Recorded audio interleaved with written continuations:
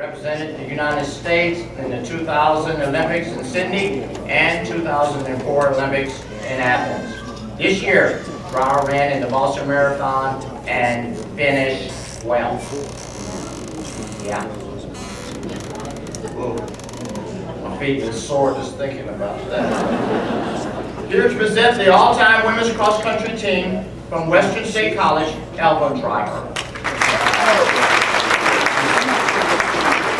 Presenting Elva with the award as the all-time runner in women's cross-country is RMAC Commissioner J.R. Smith.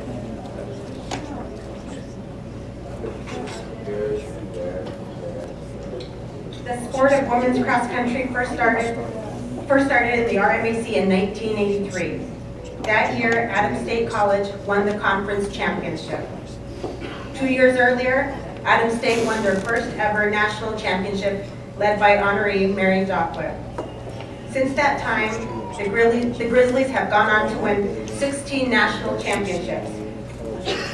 In 1990, Western State College won its first national championship in women's cross country. The Mountaineers have gone on to win 3 more titles. In fact, since the RMAC joined the NCAA Division II in 1992, either Adams State or Western State has won the national championship every year. Was an 11-time All-American at Western State College and an academic All-American. She was also a 6-timer RMAC champion. Whoa. Mancini-Todd went on to become a teacher and a coach for 27 years, including 16 seasons at Aurora Central High School. Here to present the all-time teams in swimming from Western State College, Joan Mancini-Todd.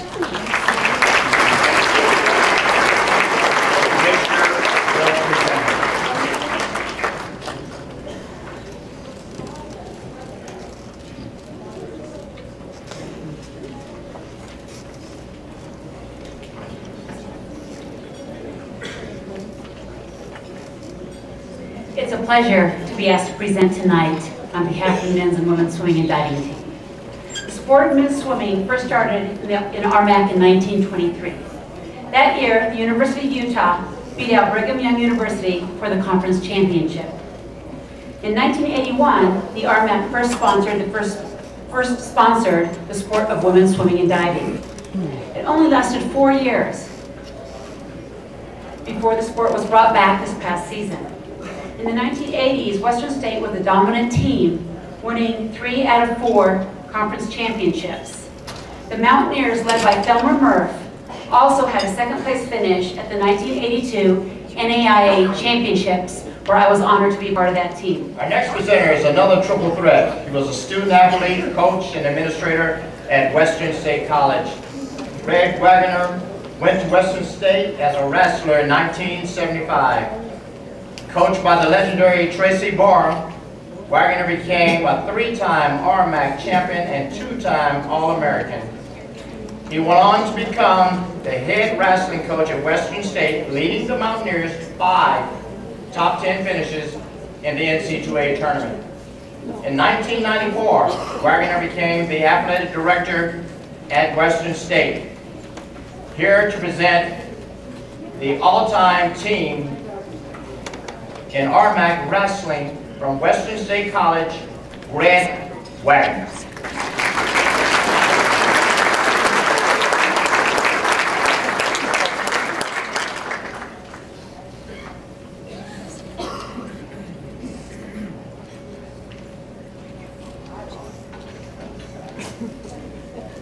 Well, thank you. I'd like to echo what Dick Beechner said, and a big hand for the conference office for a fantastic event. So one more time.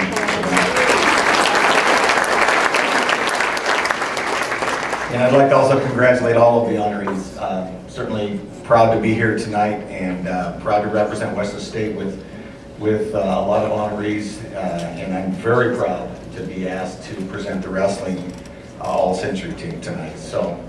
One of the things that I'm not sure if Eric and some of their details covered now that we've had a wonderful dinner is that to get your award tonight, you all have to make weight before you come up here. Did you bring the skim?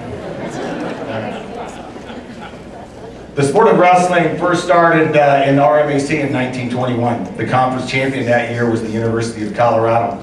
Since that time, the RMAC has gone on to be considered one of the best wrestling conferences in the NCAA Division II. 12 RMAC teams have won national championships, starting with Western State College in 1963. Led by head coach Tracy Bora and Al Rosman, both of whom are honorees tonight, the Mountaineers won the 1963 and the 1964 national championships. In 1968, Adams State College became a dynasty, winning 7 national titles in 12 years. On those teams were Chuck Jean, Herb Stanley, who are also among the honorees here tonight. The Grizzlies also won the 1990 NEI National Championships, and Nebraska Omaha, while a member of the RMAC, back in the Plains Division that Sandy was talking about, captured the 1970 national title, led by honoree Roy Washington. The most recent national championship was won just a year ago by the University of Nebraska-Kearney, led by honorees Terrell Delednov and Brett Algren. Vandenbusche became the head cross-country coach at Western State College in 1972.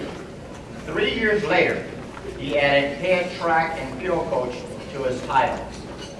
During his 30-plus years of coaching, Vandenbusche coached more than 300 All-Americans.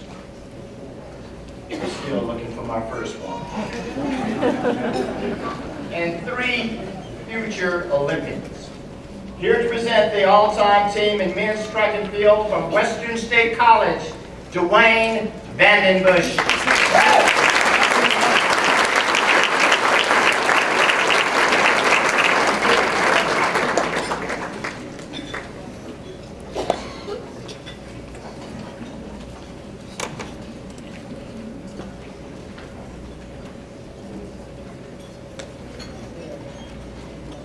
Men's track and field is one of the original sports in the RMAC, dating all the way back to 1909. It wasn't always easy. In fact, the second ever RMAC track and field championship in 1910 had to be canceled.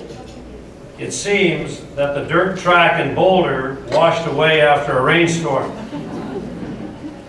There were a number of historical figures who participated in track and field over the years. Some you'll see in a video in a moment. One who didn't make the team was Claude Walton, an RMAC champion in the discus in 1935, who went on to become an All-American.